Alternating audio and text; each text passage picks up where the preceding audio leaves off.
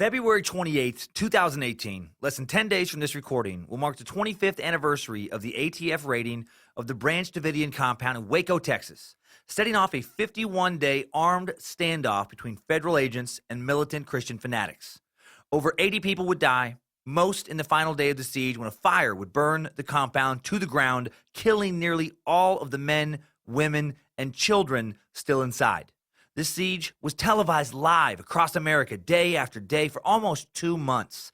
Tanks versus citizens, armed agents versus armed zealots, religious freedom versus gun laws, and the age of consent.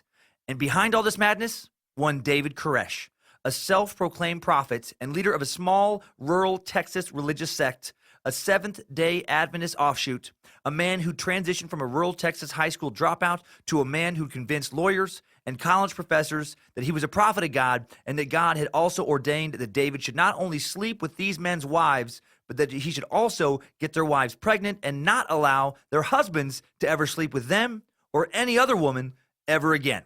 We get weird, real weird today as we go full cult, and not the good cult of the curious kind, today on Timesuck. You're listening to Timesuck.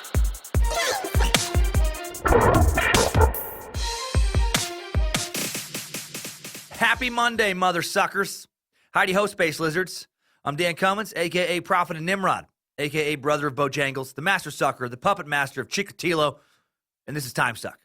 Welcome to your weekly taste of the cult of the curious, where learning something new is actually fun, where history meets humor, where insanity collides with profanity. Recording from the Suck Lair in scenic Coeur d'Alene, Idaho, with Reverend Dr. Joshua Krell, Esquire, the 7th. For all Space Lizard app and web updates, please just check your Patreon emails and the Patreon posts. More improvements coming each week. Very excited for this week's improvements. The Bit Elixir guys working so hard to make the Secret Suck experience a smooth one. And if you can't figure something out, email them. They are awesome. Timesuck app at bitelixir.co. Huge thanks to Jimmy Wisman and James Petrogallo from Crime and Sports and Small Town Murder for joining up with me in Detroit, Ferndale, technically, for a night of stand-up and podcasting. 2 sold-out shows. Hail Nimrod! Thanks so much to all the awesome time suckers and space lizards who made it out. I'm planning on posting that show on Patreon for my space lizards soon. Little extra suck for you guys. Yeah, that was so much fun. And some sadness, obviously, this last week. My heart goes out to anyone affected by yet another school shooting this past week, this time in Florida. 17 people gunned down this past Wednesday at Marjorie Stoneman Douglas High School in Parkland, Florida. More senseless violence. Some of you wrote in saying that it's time I do a suck on America's relationship with firearms, and I agree. Haven't been putting that off out of fear of losing listeners or getting shit over it. I just need extra time to do it right. Haven't had that the past month or so. Got to do that particular topic justice, and it's a complicated one. Man, gun control and immigration are the 2 hot topic social issues I will suck soon. Just got to get my mind properly around them. Can't rush that. I made that mistake in the past with some episodes where I jumped in a little too quick, and I wish I could have kind of done them over. Got the first elite space lizard gathering this weekend in Coeur d'Alene here at the Suck Dungeon. I'll be posting pics on Instagram. I'm sure doing some Instagram stories, Facebook, Twitter, at Timesuck Podcast. Pumped to get the Suck Dungeon looking nice this week for the weekend. Also, feel terrible for one of the attendees. Space Lizard Brian Campbell just lost his home and everything in it pretty much due to some recent Ohio River flooding. He's launched a GoFundMe campaign to get back on his feet, and I just donated. And if you want to help a fellow time sucker, the link is going to be in today's episode description. Stay strong, Brian. I know some time suckers are going to help you out. We love you, man. Next weekend, got some tour dates. Minneapolis, March 2nd and 3rd. Sisyphus Brewing. Tickets still available for the stand-up live podcast, been sold out. Brea, California. Cleveland, Ohio, coming up in March. Brea Improv, March 8th, 8th through the 11th. Hilarities in Cleveland, 22nd through 24th. And Salt Lake City coming up in April. I totally spaced on Salt Lake City on my calendar. Jeez. More tour dates. DanCummins.tv. Big Southern tour in April. Time now for Timesuck 75. Guns and God. The Waco siege of David Koresh's Branch Davidian compound.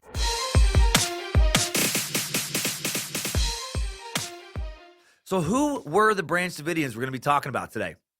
Well, the Branch Davidians were, and since I guess there are still members around today, technically still are a sect as opposed to a cult. Sect being an offshoot of an established religion, as opposed to a true cult, which rejects existing dogma, rejects existing religions, kind of just does its own thing. Like Jim Jones, if you'll recall, rejected the teachings of the Bible in totality at the end and just got his people to agree with him about that and became this kind of strange socialist experiment. Marshall Applewhite of Heaven's Gate, he also started with the Bible, moved away until he was, not interpreting it even in its loosest form. He reimagined some scripture into this UFO intergalactic kind of way and added his own, teachings. The Branch Davidians weren't and aren't quite that extreme in their theology. The Branch Davidians came out of the Davidians, which came out of the Seventh-day Adventists, which came out of American Protestant Christianity in the mid-19th century. In the 1840s is really got going. And their signatures, if you will, are a celebration of the Sabbath on Saturday instead of Sunday, and a strong focus on the second coming of Christ. And I know that's taught in a lot of Christian denominations, but they really focus on that, how that shit's happening now. And they have been constantly incorrectly predicting it since the 1840s, which I always find kind of humorous, I guess. Like when that's the focus of your denomination is like, Christ is coming back in 2 years. The signs have been read. We all know it. And then 2 years pass. You're like, I meant 3 years. And then he doesn't come again. And now that shit's been happening for almost 200 years. Like at one point, you'd be like, maybe we got this wrong. We've been wrong a lot of times now. But they also don't believe in hell like most other Christians believe it. They kind of believe that those who don't make it to heaven are just destroyed instead of eternally punished. And there's a variety of other little differences. And most other Christians find them to be extreme. Some find them to be even cultish, just as Seventh-day Adventists. And then there are the Davidians, which are a more extreme branch of the Adventists, who felt that there are living prophets alive today and that they follow the interpretation of Scripture given to them by these modern prophets. And then there are the Branch Davidians, who are an even more extreme offshoot of this already extreme version of Christianity, who take it to the compound level and have more extreme living prophets, such as David Koresh. And since the Branch Davidians didn't reject the Bible, but rather interpret its revelations passages in extreme ways, and followed a man they considered a modern-day prophet who also follows the Bible, that's why they're technically a sect. But more fun to call them a cult. And I think in the way of common modern usage, a cult being defined as worshiping a particular individual, I think the term cult does apply to them. Because really, the Davidians would come to essentially worship Koresh in practice, if not in language. I mean, he would manipulate them into thinking no, I'm just one of you. But but you're not. You're like one of us. Who is the only dude who gets to sleep with everybody, and is this dude who makes all the decisions and blah blah blah. Because David Koresh, he would come to control their lives totally. His followers would literally follow him, most of them, unto their deaths. They'd given him all their belongings. They'd given him their wives, given him their children. He controlled them in a way only a true cult leader can. And how did he become a cult leader? Well, let's find out. Let's get to know David in a Timesuck timeline. Strap on those boots, soldier. We're marching down a Timesuck timeline. The man who would come to be known as David Koresh was originally known as Vernon Wayne Howell. And Vernon was born in Houston, Texas on August 17th, 1959, to Bonnie Clark, a 14-year-old unmarried high school dropout. His father, 20-year-old Bobby Wayne Howell, was a real winner, getting a 13-year-old pregnant as a grown-ass man and then abandoning her and soon marrying another woman. Step one towards becoming a cult leader, have a super awesome baby abandoning dad. Shortly after Vernon's birth, Bonnie married a man who had just been released from prison. According to family members who remember him as a highly physically abusive, short-tempered man who beat both his wife and infant son. This is the equally important step two towards becoming a cult leader. Get a superior, awesome-ier stepdad once your awesome dad abandons you. Yep, hail Nimrod. Now, Lil Vern, I call him Vern. Lil Vern's mom, Bonnie, dealt with the abuse for nearly 18 months, then asked her mother, Earlene Clark, for help. Earlene took in her teen daughter and grandson, then quickly had two more kids of her own, a daughter, Sharon, and a son, Kenneth. With Vern, technically their nephew, they became a noisy trio in the Clark home and had more of a sibling-type relationship. That's step three in becoming a cult leader. Have a kick-ass hillbilly family that includes a grandma who has babies and grandbabies simultaneously. Gotta say, no offense to listeners named Earlene, But Earlene sounds exactly like the name of a lady who had 2 more babies immediately after her recently divorced daughter had a baby. Like, I bet after having those extra babies, Earlene had yet to hit 40 and could still rock the fuck out of a pair of Daisy Dukes. Like, I bet her ass still looked great. I'm getting a real solid picture of all this going on in my mind. Some real, like, my name is Earl type stuff. According to the Clarks, Lil Vern was a bright and precocious child who grew up calling his maternal grandma Mama. And that is step 4. Form an unnatural grandma-mama relationship. Earlene's husband was never affectionate with Vern. He was a hard-drinking, just macho man, country-type Texan. That's a quote. Part of a generation that did not encourage men to show emotion toward children unless it was time for discipline. That's fun. You know, the old kids should be seen and not heard kind of parental figure. You know, just building healthy psyche since the dawn of man. Don't coddle that boy. You're liable to turn him gay. You hug your son? What the tarnation wrong with you? You tell him you love him, well, why not just grab some dicks and stick them in his mouth while you're at it? I feel like he was that kind of backwoods, old-school Texas male role model. Super homophobic, super redneck asshole. Real joy for everyone to be around, not just the kids.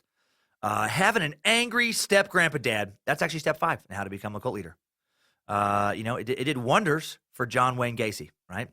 Having a unaffectionate, angry male role model in his life.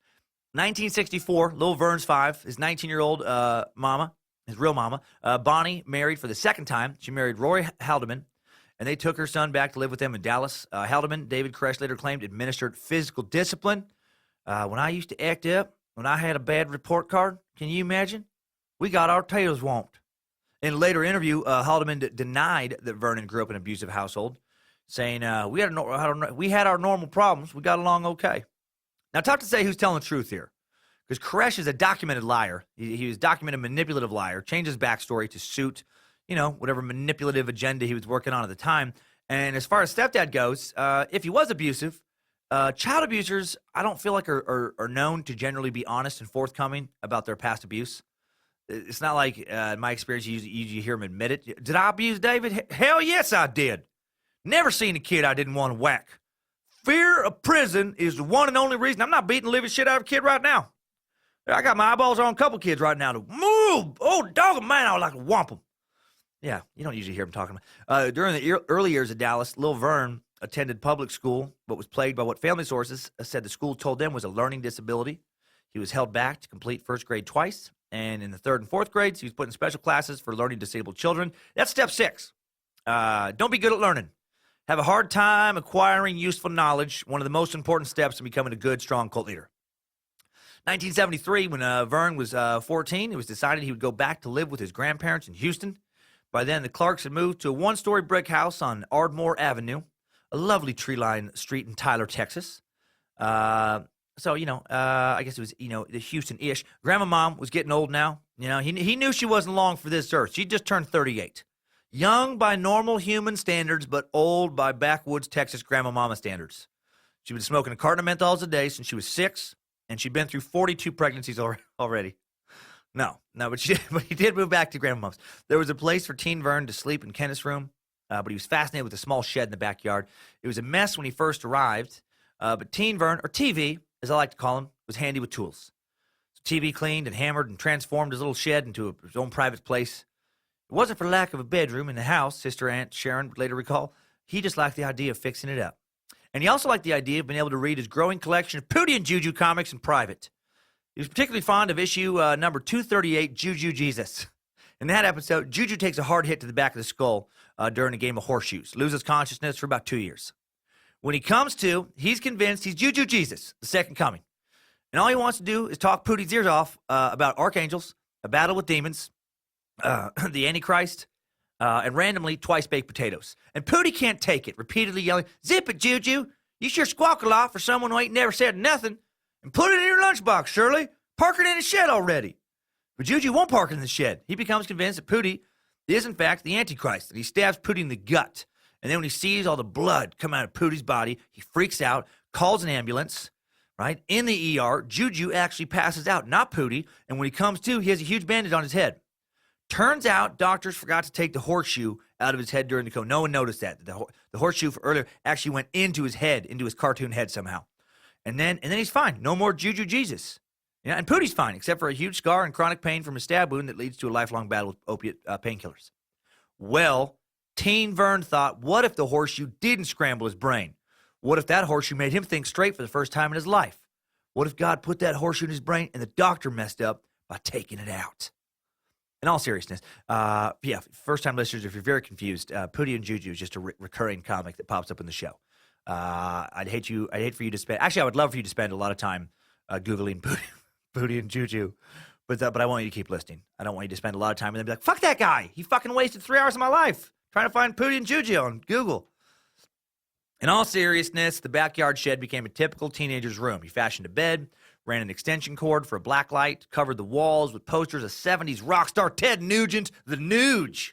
Step 7 in becoming a cult leader. Listen to so much Nuge. That's right. There were fluorescent designs and posters. It was like a clubhouse at a former friend years later. Vernon taught himself how to play guitar, hanging out in that shed. Step 8, man, learn guitar. That one's actually pretty important. Learn some kind of instrument. Old Charlie Manson, he wooed his family with some guitar. Aunt Sister Sharon also recalled that there were a lot of girls hanging around as well. They came from around the neighborhood, ostensibly to visit her, but really came over to meet this dreamy new guy in the shed with the wavy blonde hair, right, playing rock and roll. I don't think he really had to chase girls, Sharon would later say. Everyone that met Vernon liked him. Step 9, be charismatic. Arguably the most important step in forming a cult. Even old Marshall Applewhite of Heaven's Gate fame, fellow Texan, while not physically handsome like Koresh, was charismatic. All aboard! Get on the spaceship! Remember that guy? That guy's a special place in my heart. Now, around 1974, when Vern was roughly 15 or 16, he moved back to Houston with his real mom. Grandma Mama Earlene's shithead husband didn't care for Teen Vern anymore, any more than he cared for Lil Vern. You know, Teen Vern had long hair, so he probably thought he was definitely gay. Definitely smoking hippie dope in the shit. I'm telling you, Earlene, if that boy don't have a joint in his mouth, he's got a dick in it. Get him off my property. Get him off my property. My property. I feel like he really emphasized my property. I don't know for sure. He said thought those things, but I feel strongly this is close to the truth. When he was with his real mom, or whether or if he's with his grandma mom, one person he was always with was Jesus. Teen Vern was into Jesus. Both his mom and grandma were practicing Seventh-day Adventists, and Howell's early life was steeped in Bible study, governed by strict moral codes, applied the 10 Commandments literally, banned smoking, drinking, fornication, and that's step 10. Have very religious parents become extremely well-versed in the Bible. Next to being charismatic, maybe the most important step in becoming a cult leader. Koresh would actually go on to memorize the Bible, as in the whole thing, which is extremely impressive to me. If he actually did that. Supposedly, he memorized the entire Bible. When he was 16, again, even as I say that, I know that sounds ridiculous because it's a very big book full of a lot of old-timey words, and it doesn't always flow from one subject to the next, with smooth transitions, which makes it even harder to memorize. So the dude had some kind of gift. But, that was how he would later get various cult members. They were just so impressed where it's like they could talk about any section of the Bible. He didn't have to look at it. And he would just, boom, throw out the scripture just like perfectly, which is pretty amazing. When he was 16, Teen Vern left public school, went to the church-run Dallas Junior Academy. TV dropped out of church school in the 10th grade. And you're like, wait a minute, 16, 10th grade. Remember, he went to numerous grades multiple times. So he's a little older than the average 10th grader. Earlene Clark said he was told that Vernon got into a dispute with a teacher, was feuding with his parents. Aunt Sister Sharon recalled that he was having a lot of trouble at home with Bonnie and Roy, so Bonnie had to take him out of school there. So he headed back to Grandma Mama's house. Earlene, Sergeant Dumbshit, recently moved out of Houston. I'm sorry, I mentioned, they moved away from like Tyler and Houston, and now they're in the little picturesque rural town of Chandler, Texas. Now, while nowadays Chandler is a bustling small city with over 2,000 people and not one, but 2 Mexican restaurants and an air conditioner repair place, I checked, and it's only 30 miles from Canton, Texas, home of one of the world's largest flea markets each and every month. It was not so metropolitan, not so cosmopolitan, not so much of a metropolis back in the 70s. It was around 800 God-fearing rednecks. Step 11, surround yourself with God-fearing rednecks. Thought throughout the years of shuttling back and forth between his mom and grandparents, Teen Vern was kind of left to find his own way into manhood. There was never really a good male role model for him. Someone who really took an interest in him and genuinely wanted to spend time with him and teach him something, Sister Aunt Sharon would later say. Teen Vern's sexual education began early, an example set by his mom and sister Aunt Sharon, his surrogate little sister, who married a soldier when she was 14. 14. 14. Man, rural Texas in the 70s. They did not waste time getting hitched, at least not in this story. Man.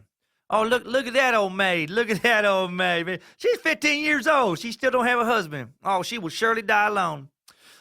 Years later, Grandma Mom Erlene would point to Koresh's early role models when it came to sex when she tried to defend him from pedophile accusations. She suggested that Koresh's teen wives in the Waco compound, will be sucking into soon enough, ought to be viewed in the context of the prevailing sexual mores of rural East Texas. The youngest girl that had a baby at the Branch Davidian compound was 14 years old, she said. He never raped anybody in his life. They grow up faster. Man, sweet rationalization of your own shitty choices, Erlene. Man, this ain't the 1800s. 14-year-olds having babies, that ain't normal. Ain't no big deal when he been done. Girls get horny here in Texas by age 9 or 10. They need a strong man to guide them into womanhood. Why, I had my first baby at 7. I had my first baby 7 years old. Used to bring her to kindergarten with me my 4th or 5th time through. Really paint a picture here, huh? Not excusing what he would later do, but Koresh didn't exactly get a head start in life from his family. Clearly did not come from any type of educated, upwardly mobile, strong family unit. 1978 started off as a real solid year for Teen Vern. He was 18, had a new truck, guitar, plenty of girls, sun, sex, trucks, and tunes. It's all you need in Texas, 1978, of kick-ass life. He made enough money in construction to afford the down payment on a new Silverado pickup truck. I think my dad had one of those, actually. Actually, I know he had a Silverado, but I think he actually had a late 70s Silverado. It was black with red velour interior. Oh, so dope. Got some red velour. Are you kidding me? It was all full of kick-ass 8-tracks. Van Halen, Aerosmith, Eric Clapton, The Nuge. Teddy Nugent, man, Detroit-based rock star who could shred his battle axe, pick up a real axe, do some outdoorsy shit. Chop down some trees, kill some deer, fucking rock out a butt rock solo. Teen Vern got really into bodybuilding that year as well, pumping up those biceps to the point they almost looked too big for his frame. Hell yeah, man. Curls for the girl. Curls for the girls. He's jacked. No responsibilities. Having casual sex before anyone cared about condoms and when AIDS wasn't a thing. So much fun. So much fun. Debbie Owens, then 16, working as a waitress at an all-you-can-eat catfish restaurant, counted herself lucky to be dating Vernon. He was a typical teenager, she said in an interview. A rocker who carried his guitar everywhere he went. If you check out pics from him when he was young, he was a good-looking dude, man. He had his long, wavy locks, all cut up, strong jawline. Very, very much a 70s rock star vibe. Could have easily gotten work as a roadie or guitarist for like ZZ Top, Jethro Tull, Aerosmith. He ended up recording some music, actually. I couldn't find any of his early stuff, but I found some stuff he did on the compound, thanks to a Timesucker. The recording quality's not great, but the music, not bad for what it is. In my opinion, I would say, as cult leaders go, better musician than Charles Manson. And Charles Manson, not bad. So let's hear a little bit of this. Thanks to Space Lizard Monty for bringing this to my attention right before the recording when I was doing a little Instagram live. This song is called Madman in Waco. Seriously, that actually is the name of the song. Madman in Waco. Yeah.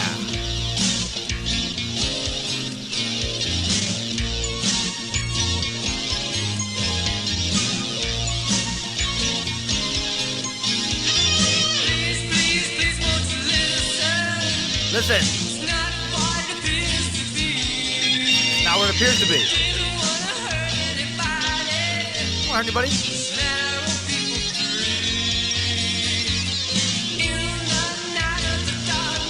Yeah. Risking their lives.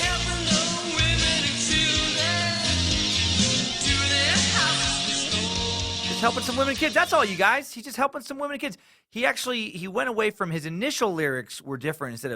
Instead of helping women and children, initially it was fucking some kids in my compound, taking their wives from the husbands, being a butt rock pedophile is what God wants for me. So that was the rough draft, and then that's the final version you heard. Of course, the rough draft is nonsense, but yeah, you find out he's a creep. But he could sing pretty well. Not bad. A lot better than I could do. So when his new gal pal, the old catfish buffet waitress Owens, wasn't working, she's hanging out at a community pool, with old Koresh in a mobile home subdivision. There was a little open-air pavilion next to the pool with a roof and electrical outlet, and during the summer, old Vern, man, he turned it into his own little mini compound.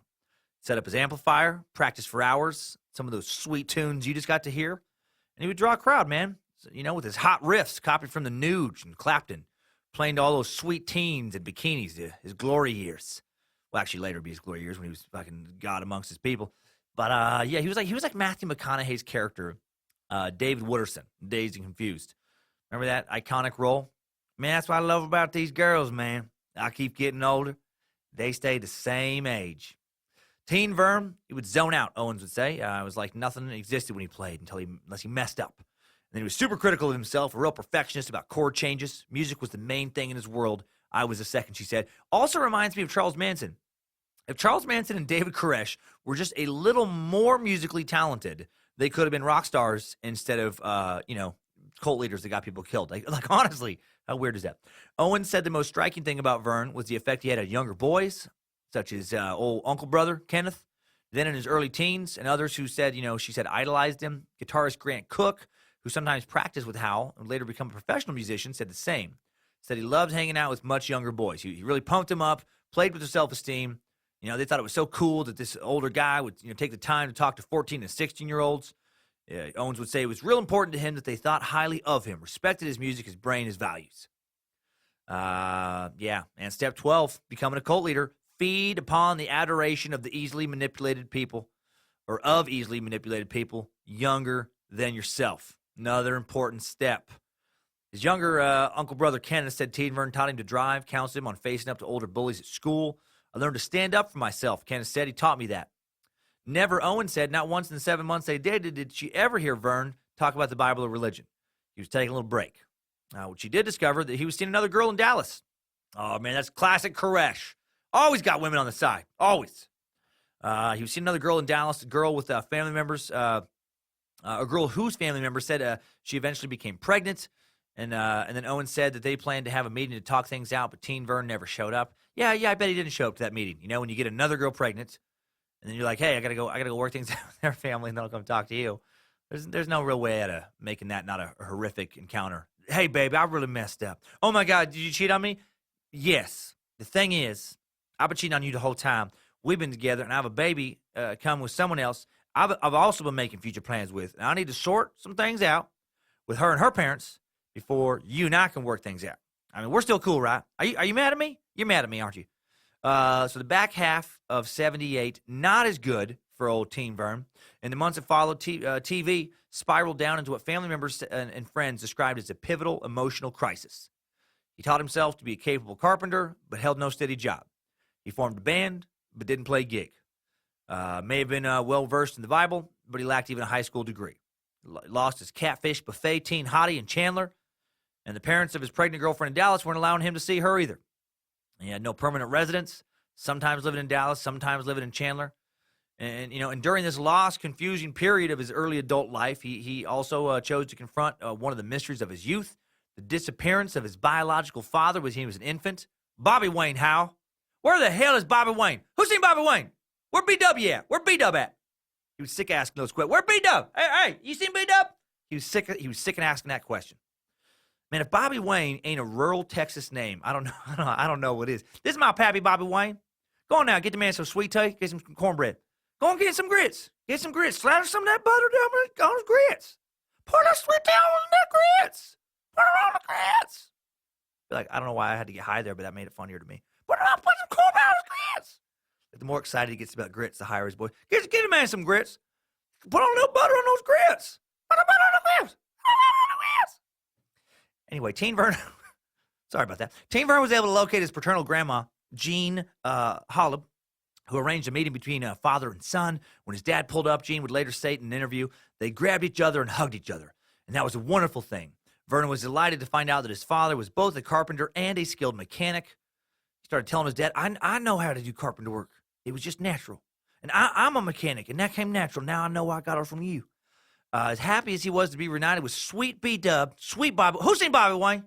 Get the sweet tea, pour some on his grits. He was pretty bummed out about getting ready to have a kid with a woman he would not be allowed to raise a child with. So he turned to God and he threw his life into church big time. Step 13. This is a can't miss step on the journey towards becoming a cult leader have a low point in your life, feel compelled to dramatically throw your life into the church. Start going to church like all the time, like, 9 days a week. Memorize the Bible. Sometime in 1979, Koresh starts heading to the Seventh-day Adventist Church with Sister Aunt Sharon in nearby Tyler, Texas. He was going through a chastising, Sharon said, seeking atonement for the guilt he felt over his sexual appetite. He told her, "I'm having a hard time keeping these thoughts out of my head."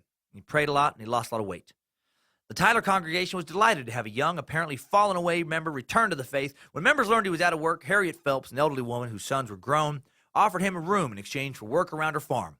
Former fellow church member said the young man seemed to be burning with guilt over his past sex life and resentment that he had not been permitted to marry his ex-girlfriend. The girl he was with in the Dallas area was about to have a baby. Former elder named Bob Bachman said, what a name, Bob Bachman. It was just killing him because her parents didn't want him around anymore. He really missed the girl and felt terribly rejected that he wasn't able to be with her. Bachman also said Vern also professed to feeling intense guilt over his lifelong devotion to playing rock and roll. He would not even touch a guitar, Bachman said. The rock songs implied very strongly to him that he was under a satanic influence. So he had washed all that away. This is when you for sure have taken religion way too far. Way too far. Look, if religion is, making you a more positive person, man, go for it. Fucking soak it up. But when you start thinking rock and roll, just all of it is the devil's work, get out. Get out. When you think playing some power chords and singing about young love represents the devil tugging on your soul strings. What a colossal waste of time all that shit is. I'd like to think if God is real, that he has better stuff to worry about than who's listening to Aerosmith. And a church with strict moral values, the reformed Vernon Howell, soon to be David Koresh, suddenly became everyone's judge, especially when it came to the conduct of women. He told at least one father that his daughter was wearing what he thought was in a modest dress, Bachman said. He became very straight-laced. And whatever his feelings of sexual guilt, he used the church to develop relationships with other women, both platonic and sexual. Hypocrisy, another sign of a cult leader. We're all hypocrites, but they take it further than most. He alluded that he was attracted to me, recalled Bachman's wife, Maggie, who was much older than Vernon. His younger sister, Aunt Sharon, said, I never got tired of the dual family labels in this. I never get tired of the dual family labels in this stuff. Said she believes that this period was the last best chance for anyone to have interrupted Vern Howell's transformation into David Koresh. His life might have turned out differently, she said, had Howell not been captivated by a powerful series of revival meetings sponsored by the church. All right, so he's real in. He's getting real serious about this, getting real judgy, getting real back into church. And then he goes to these Revelation seminars. They were conducted by an evangelist named Jim Gilley of Arlington, Texas. Step 14 of how to become a cult leader, attend something called a Revelation seminar. That doesn't sound fun at all. There's no way you're not getting introduced to a bunch of crazy apocalyptic shit at that get-together. Well, the seminar featured dramatic, even frightening images and a multimedia portrayal of Armageddon. Sounds so much fun. Gilley, who still presents his prophecy panorama in the U.S. and abroad. I actually found some YouTube seminars. A rousing speaker. He was described as a rousing speaker in some of the articles I read. I wouldn't consider him rousing. Maybe when he was younger, he was a rouser. But he had this video representation of the apocalypse as foretold in the book of Revelation. Earthquakes, pestilence, religious persecutions, combined with a video of current events, seemed to point towards this imminent millennium. That things are going to happen right now. By the way, I've eased way off on religious judgment on the show. But if you're presenting as part of a tour, this crazy presentation about how Revelation is coming, like judgment is coming right now, fucking knock it off. No good has ever come from those presentations. Never. And it's never been true. But they went all the time. David got really into this. We went every night of the week, Sharon would say, and Vern couldn't stop talking about the details. It seemed to bring all his years of Bible study into focus. He felt called upon. He felt he could expand on Gilley's teachings. Gilley later said in an interview that Howell approached him one night, offered to reorganize his own show, change its message. Gilley rejected that offer. I'm sure he did. Hey, dude. Hey, this is my apocalyptic vision. You want to fucking get your own stuff, by all means. But you don't come in and tell me what kind of crazy I'm supposed to tell other people. And that's when things really took off, Sharon said. That's when he became very serious about his new vision. Another word for serious in this context could be insane. This is when he became extremely insane. Vern said that even Mr. Gilley had a piece of the puzzle missing, she said. The missing piece Hal told her in earnest was the seventh seal, something that could only be opened by a new prophet. Step 15, start thinking that other crazy religious zealots aren't religiously crazy enough. They don't quite get it. God wants you to be even crazier than they are. The seven seals, as described in the book of Revelation, bind a scroll held in God's right hand that prophesies the calamities that precede the apocalypse. These following verses and Vernon's interpretation of them would become the core of his life's mission. Going forward, he would never shut the fuck up about the seven seals. Seriously, it becomes a whole thing later with the FBI. So book of Revelations, chapter 6, this is from the English Standard Version, so we can all understand what he was so obsessed with, says, "Now I watched when the Lamb opened one of the seven seals, and I heard one of the four living creatures say with a voice like thunder, 'Come!' And I looked, and behold, a white horse, and its rider had a bow, and a crown was given to him, and he came out conquering and to conquer. When he opened the second seal, I heard the second living creature say, 'Come!' And out came another horse, bright red. Its rider was permitted to take peace from the earth, so that people should slay one another, and he was given a great sword. When he opened the third seal, I heard the third living creature say, 'Come!' And I looked, and behold, a black horse, and its rider had a pair of scales in his hand. And I heard what seemed to be a voice in the midst of the four living creatures saying, 'A quart of wheat for a denarius, and 3 quarts of barley for a denarius, and do not harm the oil and wine.' When he opened the fourth seal, I heard the voice of the fourth living creature say, 'Come.'" By the way, as I keep saying come, I just picture like junior high school kids in church hearing a sermon like this and just trying so hard not to fucking laugh out loud. Just picturing like come in the sexual sense. That I would be that kid, just like, "Oh God, don't laugh, don't get in trouble, don't make a scene." "And I looked, and behold, a pale horse, and its rider's name was Death, and Hades followed him." Johnny Ringo references that verse in Tombstone, for you fellow Western fans, by the way. Remember, there's a scene very early on in the movie. He just uses a different translation. He says, "Behold the pale horse. The man who sat on him was Death, and hell followed with him." That was after they busted up that wedding, the Mexican wedding, and shot the priest. Anyway, back to this translation. And they were given authority over a fourth of the earth, to kill with sword and with famine and with pestilence and by wild beasts of the earth. When he opened the fifth seal, I saw under the altar the souls of those who had been slain for the word of God and for the witness they had borne. They cried out with a loud voice, "O sovereign Lord, holy and true, how long before you will judge and avenge our blood on those who dwell on the earth?" Then they were each given a white robe and told to rest a little longer, until the number of their fellow servants and their brothers should be complete, who were to be killed as they themselves had been. When he opened the sixth seal, I looked, and behold, there was a great earthquake. Earthquake? What the hell? A great earthquake. And the sun became black as sackcloth. The full moon became like blood.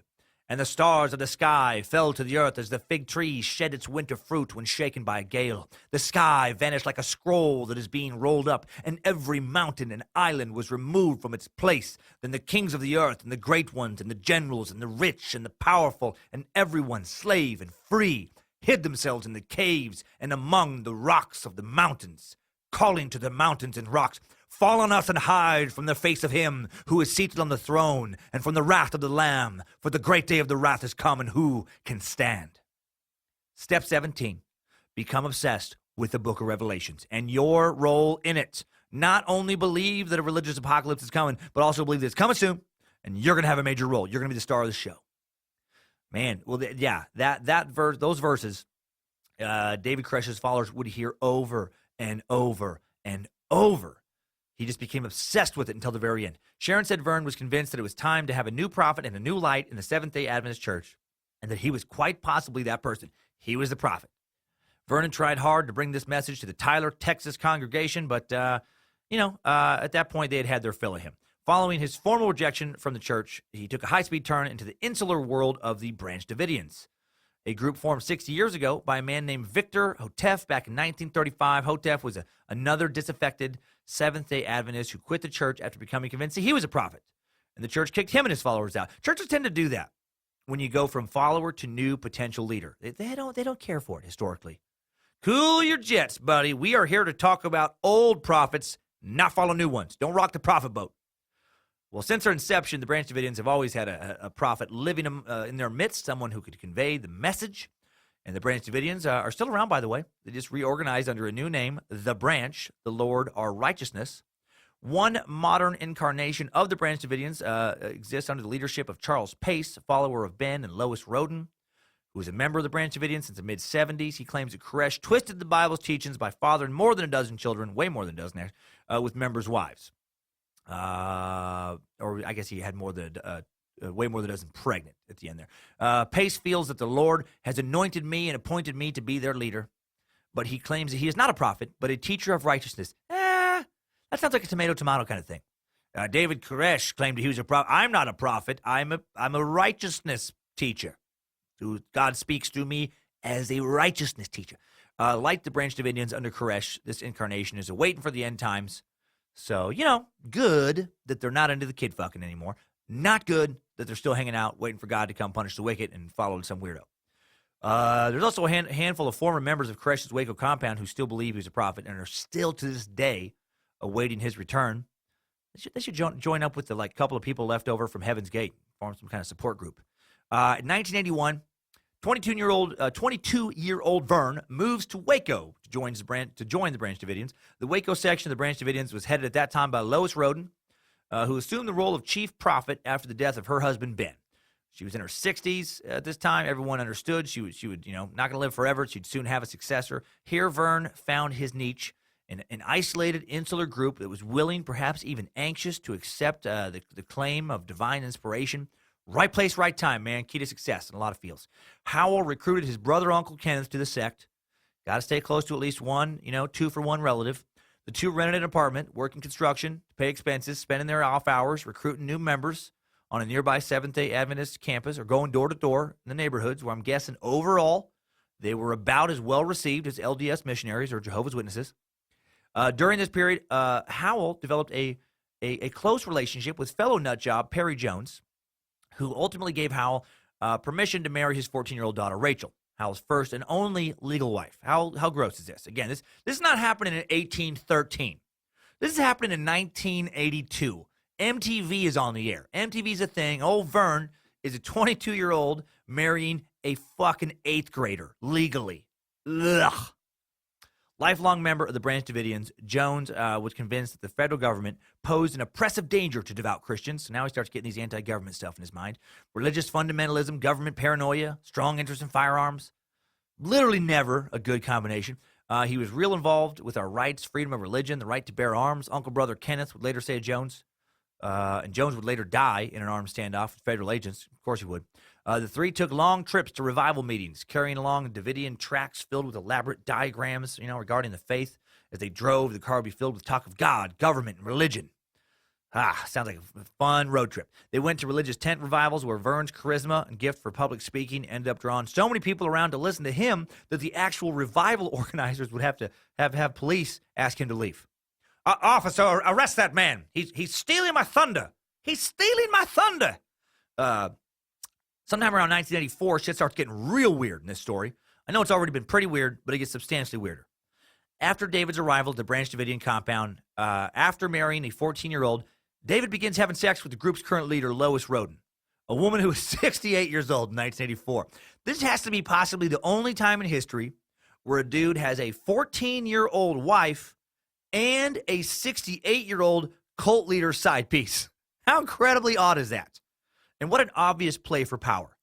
That wasn't about physical attraction. Get the fuck. She's 68 years old. She's a 60-year-old woman named Lois. I've looked at pictures, and she looks like a 78-year-old woman named Lois.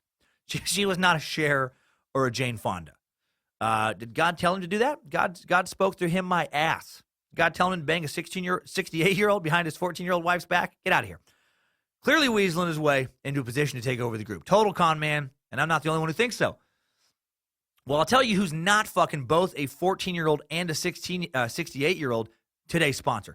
Today's Timesuck is brought to you by Aunt Edna's Geriatric Vaginal Wrinkle Cream. Aunt Edna's Vaginal Wrinkle Cream will shave decades off your AARP COOCH. Specifically formulated in a Swiss laboratory by combining tanning oil, butter, goat cheese, hydrochloric acid, pumpkin spice. Aunt Edna's Geriatric Vaginal Wrinkle Cream will make your 68-year-old cock holster look like a 19-year-old honeypot. Try it for 30 days, and then get the hell out. Get the hell out of here. That's not a sponsor. I couldn't hold it together for that one. That's ridiculous. No. No. Today's Timesuck is brought to you by Lisa. Driven by the mission to provide a better place to sleep for everybody, Lisa is an innovative direct-to-consumer online mattress brand that is also socially conscious. Unlike David Koresh. And it's comfortable. It's got a patented universal adaptive feel. Lisa is designed for all types of sleepers and features 3 premium foam layers. I like how I don't notice my wife moving around on her side of the bed. Right now she got a cold and she's been super annoying at night. I know that sounds heartless, but she's sneezy and she moves around all the time. And I like that at least I can't feel her movements on the Lisa. And she likes how, I snore somehow way less on the Lisa. Not sure why that happens, but I feel more rested, and so does she. We love our Lisa. Definitely makes life better. And now Lisa is continuing to expand its offerings to include the Lisa pillow, blanket, foundation, frame. So try a Lisa mattress in your own home for 100 nights, risk-free. Available in the U.S., UK, Canada, and Germany online with free shipping. This 100% American-made mattress ships compressed in a box right to your door, or try it at the Lisa Dream Gallery in Soho, New York City, and Virginia Beach, and at over 80 West Elm stores nationwide. And now for President's Day, happy President's Day, by the way, get $125 off the Lisa mattress plus a free pillow when you go to leesa.com/timesuck. That's leesa.com/timesuck. $125 off plus a free pillow. Offer valid until February 28th. Get it. Get in on that Lisa deal now, time suckers. God, I'm so glad that the sponsors, they only check their sponsor portion of the Time Sucks. I'll tell you that little secret, other podcasters. I hope they don't listen to the whole thing, because I doubt they're going to care for the Aunt Edna geriatric vaginal wrinkle cream lead in. That was too much fun. That was the most fun I've had recording in a while on this. I always have fun, but that was, I don't know, I cracked myself. I hope you guys like that. I clearly like that. Okay. All right. Okay.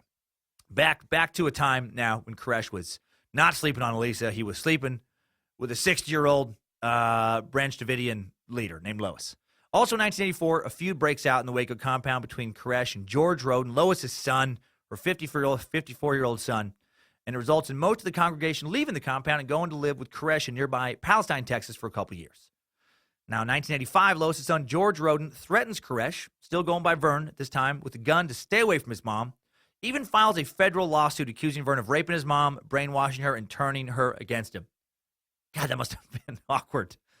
How do you even do that? How do you get a federal lawsuit? What are you suing over? I'm tired of this guy's raping my mom. He's brainwashing her. Shouldn't your mom be the one to come in here? No, she thinks it's fun. I don't get to take him to make him keep his dick on my mom. Sounds so weird, this 50-year-old guy. Make him keep his dick away from my mom. I picture him talking in a high-pitched voice, too. In June of 1986, Michael motherfucking McDonald re-releases his second solo album, No Looking Back, featuring his latest top 10 hit off the Running Scared soundtrack, Sweet Freedom. Check it out. Shine, sweet freedom, shine your light on me. You are the magic, you're right where I wanna be. Oh, sweet freedom, carry me along. We'll keep the spirit alive on and on.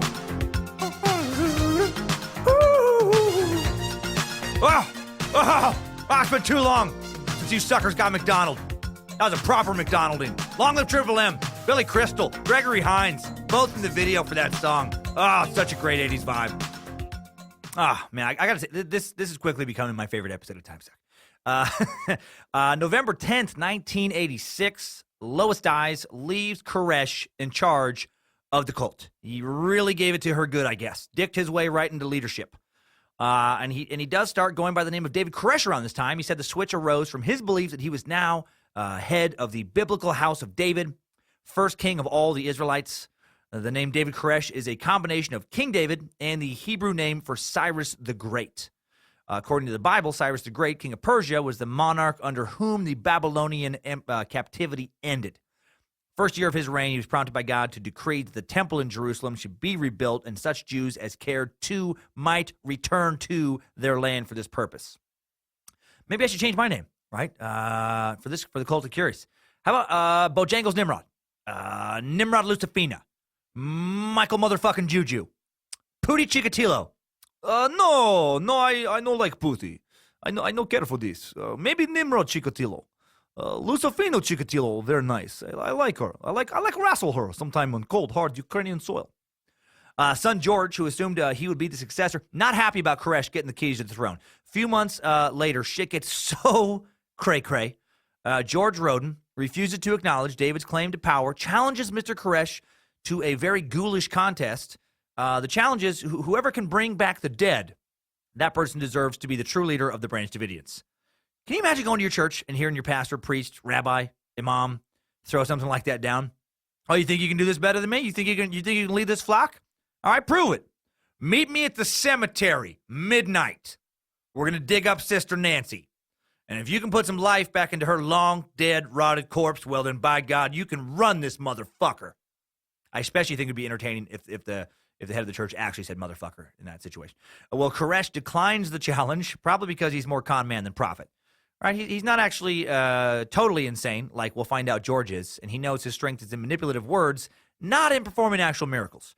George, we will soon discover, is truly mentally ill. He is bananas crazy. People involved in this case say Mr. Roden then dug up a coffin from the cemetery on the compound grounds. Oh, my God.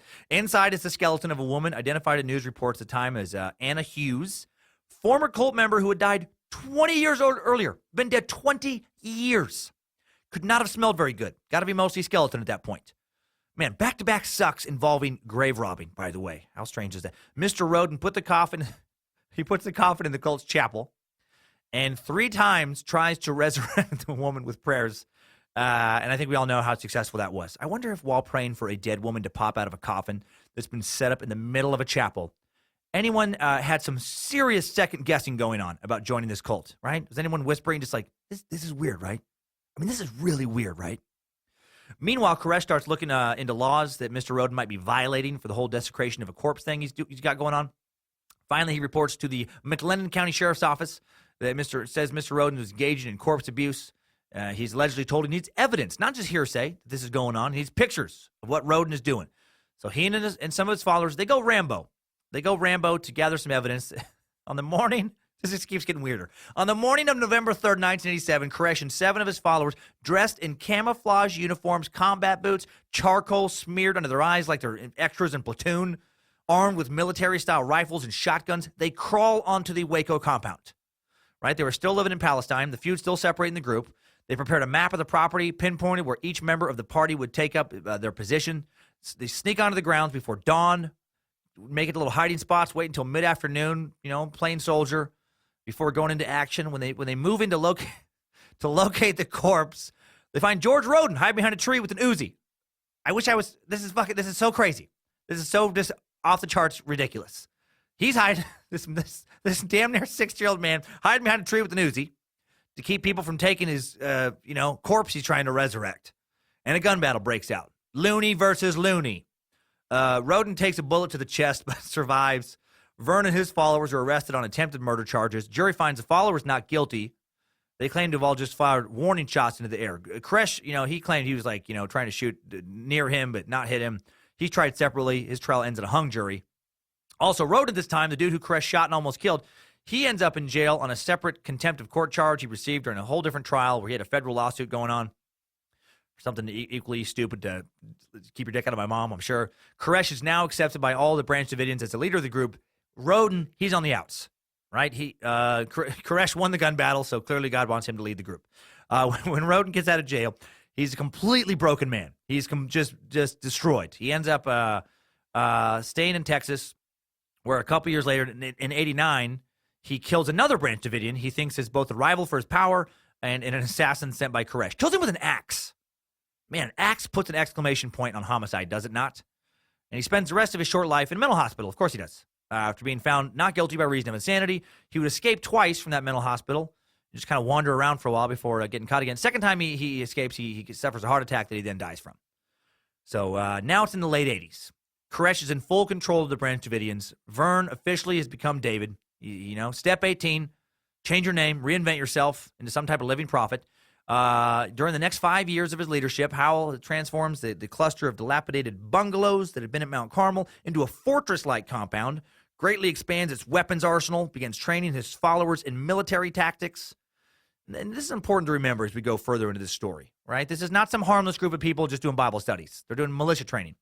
Legally changes, name. Okay, I already said that. David Koresh, he's a sinful incarnation of Jesus Christ. Why not? If you're going to go, with the whole I'm a prophet of God thing, go big, go full Jesus. He issues his new light declaration shortly after taking over power at the compound, proclaiming that while his male followers would eventually find their perfect mates in heaven, their earthly wives and daughters were reserved exclusively for his sexual gratification and procreation. How the fuck as a dad do you allow that to happen to your family? Man, super important step 19 of becoming a cult leader. Let your followers know that you're the only dude allowed to do some fucking. Make them think this is God's will. It's very important to castrate, for all intent and purposes, the other male members of your group. Cult can't have a bunch of swinging dicks, just one. One undisputed alpha male in lamb's clothing. Can't have a bunch of other fornicators hanging around vying for the throne. Only the lamb is to be given the job to raise up the seed of the house of David, isn't he? Koresh asked rhetorically in a tape-recorded message he sent out to Australia in '89. Koresh ended up fathering multiple children by different women in the group. His House of David doctrine was based on the purported revelation that involved the procreation of 24 children by chosen women in the community. These 24 were to serve as the ruling elders over the millennium after the return of Christ. Right? Just Koresh, look, man, I'm not banging your wife because I think she's super hot and I'm a sex-crazed maniac. I'm not banging a lot of other people's wives and or daughters for a similar reason. Look, I got to crank out 24 future elders, and I can't do that with one hot lady. If anyone's suffering here, it is me. Do you have any idea how chafed my balls are right now? Right? Fathering so many kids in the Texas heat. Got to spread my God seed around and quick. I know this is a hard pill to swallow, and you might think, why can't I help create future elders? Well, because God works in mysterious ways, my friend, and right now, a lot of that mystery is centered around my cock and balls. That's Book of Koresh, 27:14. Well, the engine of Koresh's ascendancy was his talent for proselytizing. The entire enterprise depended on a steady flow of new members into Waco, followers who would turn over their income, often their savings and assets, over to the cult. Step 20, give me all your shit. This is a crucial cult leader step. Jim Jones and Marshall Applewhite also understood the importance of this step, right? Cults need money, and the leader can't be working down at Target. Can't be working as a cashier at Best Buy, right? That isn't God's will. He's got to be banging everyone back at the compound. 77-acre property had been paid for by the Branch Davidians during the previous 35 years. Operating and capital expenses were provided not only from the sizable contributions of members, but also from the cult's businesses. The cult ran an auto repair shop and also had a gun shop and went to a lot of gun shows. They made decent money in the thriving trade of trading guns and ammunition bought from mail-order firms. They would buy, these and then sell them at local gun stores. Oh, I'm sorry, they would buy them from local gun stores and mail-order firms, and then they would resell them for a profit at these trade fairs, gun trade fairs throughout Texas. And because that is definitely God's will. God wants his prophets to sell guns. God was super into guns. They didn't just sell guns. Among the products they marketed these fairs were souvenir plaques made out of hand grenade casings mounted on wood. Guess those plaques are worth some coin now, man. Couldn't find any for sale online, but on eBay, I did find some David Koresh business cards from the early 90s when he's trying to break into that music scene. He's trying it in California. His business cards say Messiah Productions. They offer up both vocal and guitar work. Try pulling a Charles Manson, man. The cards, by the way, only $49.95, mint condition, if you're really into some Koresh souvenirs. While his members brought in money, Koresh traveled frequently in the southwestern and western U.S., also made trips abroad to Britain and Australia seeking new converts, often on the fringes of established Adventist communities and colleges. With his dimples, long curly hair, boyish grin, he imparted an innocent vulnerability. Former disciples and family members described his deep Texas drawl and folksy way of making his listeners feel that he was genuinely concerned about their spiritual well-being. Koresh also developed an almost uncanny ability to identify prospective followers and use his easygoing rock and roll manner and encyclopedic knowledge of the scriptures to lure prospects into the Waco commune. Koresh also studied his market, and he knew it well. Christian fundamentalists, almost always Seventh-day Adventists, and people whose lives seem to be spinning out of control with the loss of jobs, personal relationships, a sense of meaning, and their religious beliefs. His initial contact would, usually begin with an innocuous conversation about rock music, scriptures, maybe just go grab a beer, exchange telephone numbers. Sometimes he would join an Adventist Bible study session and immediately draw attention to himself by his unorthodox interpretation of scriptures. Then he would capitalize on his high profile by contacting parishioners who seemed open to his radical preaching. Invariably, former cult members said a prospect would be dropped quickly if he or she too forcefully challenged Koresh's interpretation of the scriptures or seemed too independent-minded. Man, he knew exactly what he was doing. right? No leaders welcome, right? Just sheep looking for a new shepherd. Followers wanted, no one else need apply. Guessing he also didn't pick any new converts who had wives he didn't want to fuck either, right? You got to be careful there. Oh, happy to have you joining the John. Happy to have you joining the family. God is pleased. Glory to God. Can't wait to have you see us in Texas. I'd love to see a picture of your wife. Oh, okay, yeah, thank you. Oh, huh. Oh, that's her there, right there with the mustache. The lady here. Oh, Oh gosh, I thought she was like a male powerlifter or something when you first handed it to me. Are you sure that's your wife? The one with the brown chiclet teeth and the real dirty fingernails? The one with 2 cigarettes in her mouth at the same time? The one with an obviously leaking nipple milk through her Tasmanian devil sweatshirt. You know, hold on, John. God is talking to me right now. Oh no, this is bad. God says there's no more room in Waco, John. I'm so sorry. He said that heaven just filled up. Best of luck, John. I'm gonna awkwardly walk away now and never return your calls. The other Branch Davidians were crucial also to Koresh's success getting new members because they reinforced the recruit's belief that he or she, was indeed in the presence of a prophet, or as Koresh's doctrine became increasingly egocentric towards the end, a Messiah. Step 21, get others to believe that you are the Messiah. This is the last step in becoming a cult leader. Future steps are all about remaining cult leader now. You've gone full cult leader once you become Messiah. You are essentially God now. Messiah, God, tomato. And how did he get people to believe all this? Well, he'd been easing them into it for years, I mean, it makes sense like how he got new recruits, to make it with this kind of groupthink thing. He all these other people reinforcing that, yep, that guy's the Messiah.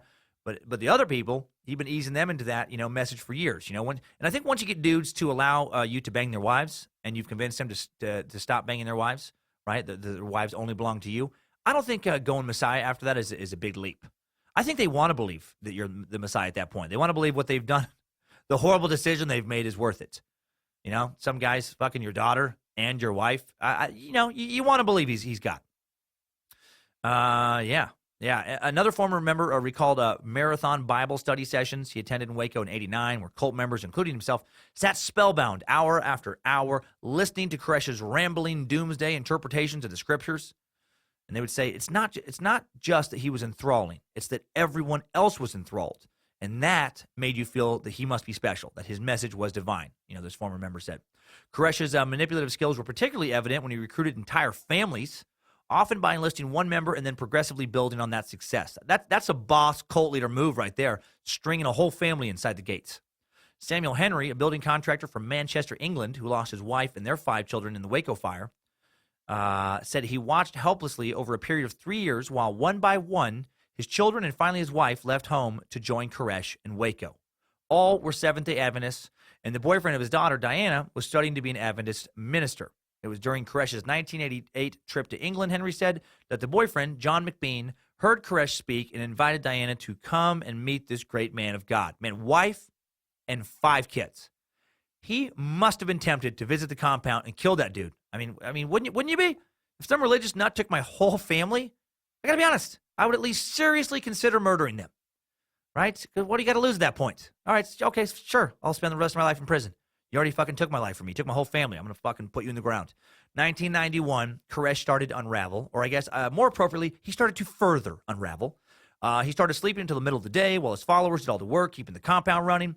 Then at night, when the members fell exhausted into bed, he'd race around through the single-sex dormitories, ringing a loud bell. That's fun. Summoning everyone to a marathon Bible study session in which he would issue rambling and sometimes incoherent Bible interpretations. That's not good. That's not good for team morale. But they stayed with him. He was real convinced that the end was coming fast. He'd been reading the signs. I feel like I'm totally speculating here that a lot of these guys made the shift or make this shift from con man to true religious zealot at some point, and I feel like he's starting to do this now. He's starting to really, truly believe his own shit. Like maybe early on he was doing it partly because he thought he was receiving messages from God, but mostly for an ego trip, girls and power, all that sex. But then he clearly starts to believe his own hype. Starts thinking that, he really is truly bringing about the second coming of Christ. Starts talking constantly about the end of the world, first in general terms, later in specifics. He's convinced that the Federal Bureau of Alcohol, Tobacco, and Firearms, ATF, had become suspicious of his weapons purchases and that they were going to, come attack him. And, they're going to infiltrate the compound. The families of cult members had warned authorities in the U.S. and Australia that the group was preparing for a confrontation with law enforcement, was prepared, to commit mass suicide. And there's a new miniseries about David Koresh, by the way, called Waco on the Paramount channel. I think I mentioned that. I can't remember if I mentioned that in the Instagram live I did before this taping or this recording. Paramount, formerly known as Spike, and it's an entertaining show. Watch the first 3 episodes this past week. Features some of my favorite actors: Michael Shannon, John Leguizamo, Andrea Riseborough, Paul Sparks. Taylor Kitsch plays Koresh, and he's fantastic as well. But it annoys me that they make Koresh out to be like a victim. Like, yes, they acknowledge he's a perv who sleeps with victims' wives, but I don't feel like they really touch on how young they were. And they really don't touch on the militia angle very much at all.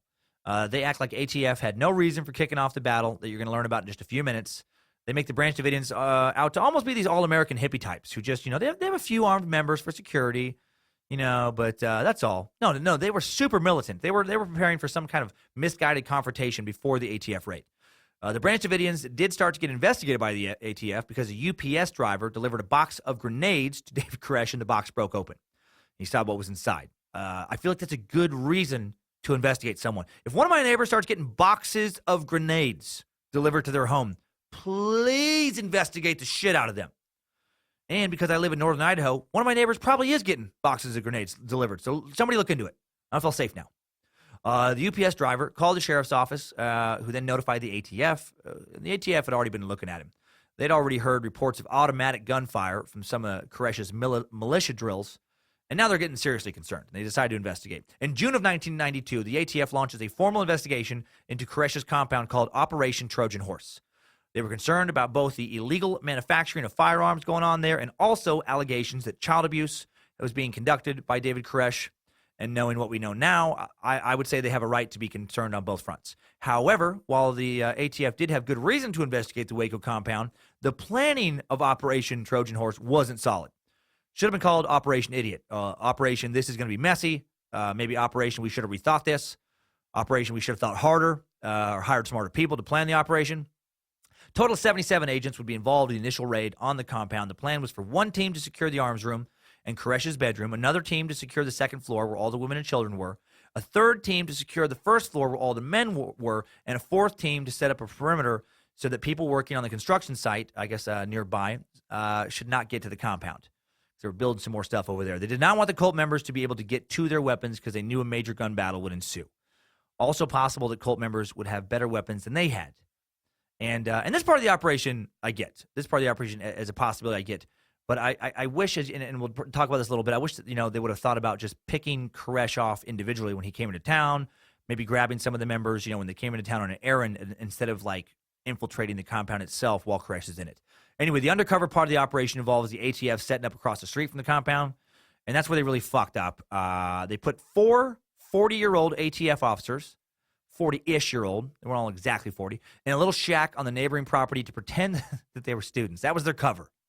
Just 4 40-ish-year-old students living in a fucking shack in the middle of nowhere. That's what students do. They didn't even give them furniture. And they also had them move obvious surveillance equipment into the shack in cases. Super suspicious, who are we? We're just some students, just going to Baylor University, and rent's expensive in Waco, so we got a good deal on the shack here. And the 4 of us thought, we don't need to live on Greek Row. We're a little late for the party there, so why not just live in an unfurnished shack and constantly stare at you guys with our binoculars? Robert Rodriguez, one of the 40-year-old ATF officers, and he was the one planted inside the cult to join the Branch Davidians. He's played by Leguizamo in that show. And at the very beginning of the investigation, he gets in, and he's supposed to find out, what weapons they had, where they had them. He wasn't able to locate any of that information.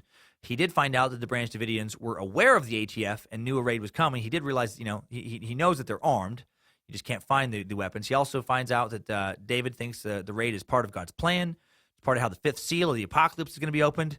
And he and his followers are ready to go to war with the ATF in some kind of holy battle. And he knows that David is not interested in being captured alive. February 27th, 1993, the Waco Tribune-Herald begins publishing The Sinful Messiah. Series of articles by Mark England and Darlene McCormick allege that Koresh had physically abused children in the compound, had committed statutory rape by taking multiple underage brides, which we know is true. Koresh also said he was also said to advocate polygamy for himself and declared himself married to several female residents of the small community. According to the paper, Koresh declared he was entitled to at least 140 wives. 140! Gee, my God. He was entitled to claim any of the females in the group as his, that he fathered at least a dozen children, and that some of these mothers became brides as young as 12 or 13. So if they're becoming moms as 12, they're getting fucked at 11. He's a complete pedophile. Koresh did not care for this article or the rest of the articles, mostly because, they were true and they were horrible. And this first article called on local authorities to do something. So the ATF have been planning this raid, Operation Trojan Horse. They push it up now to the following day. Originally it was planned for March 1st. And the actual going into the compound would be called Showtime, that particular part of the operation. February 28th, 1993, day of the ATF raid, Rodriguez, that undercover agent, he's in the compound early that afternoon and learns that Koresh knows the ATF is coming that day.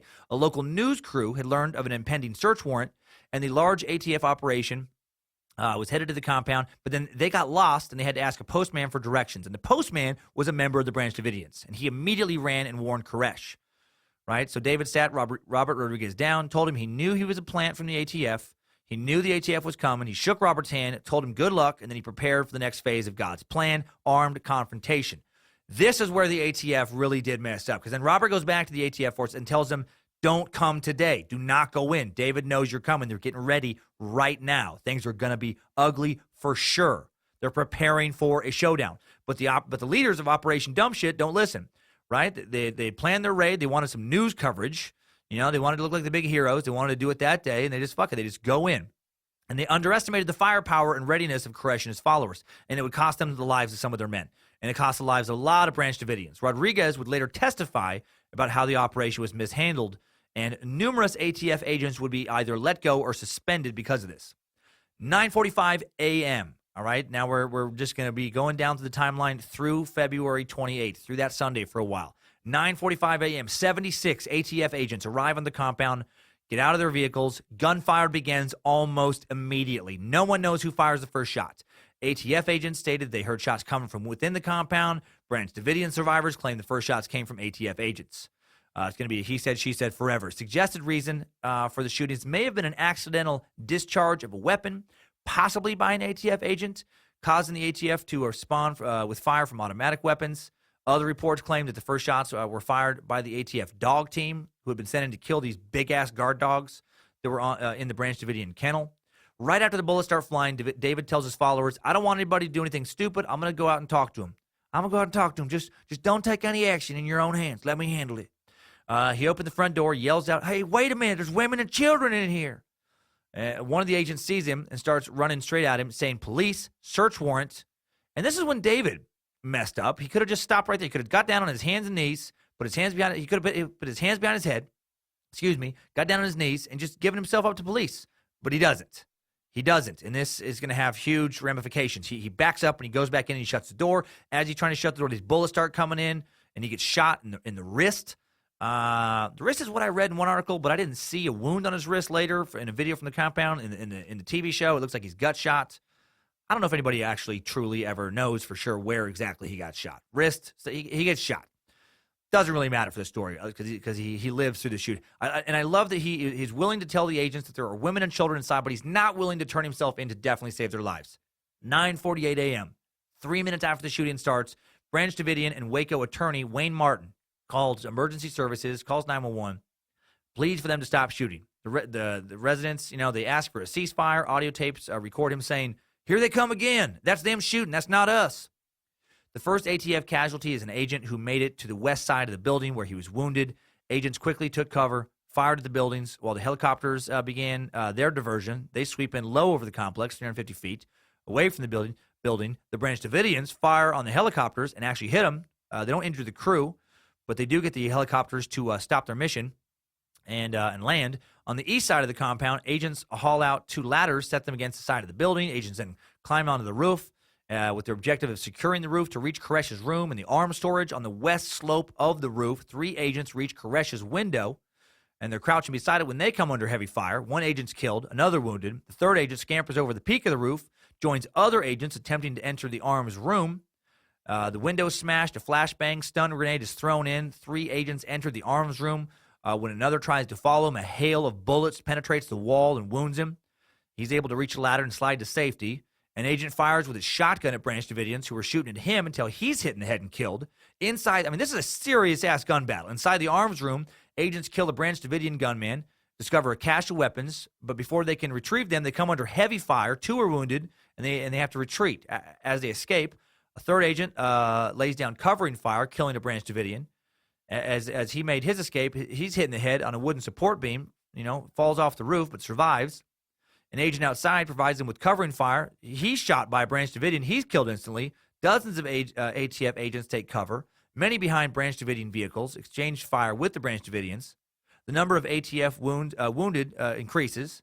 An agent is killed by gunfire from the compound as agents were firing at Branch Davidians perched on the top of the water tower. Exchange of fire continues. 45 minutes into the raid, the gunfire begins to slow down because the agents begin to run low on ammunition. That's how serious this siege is.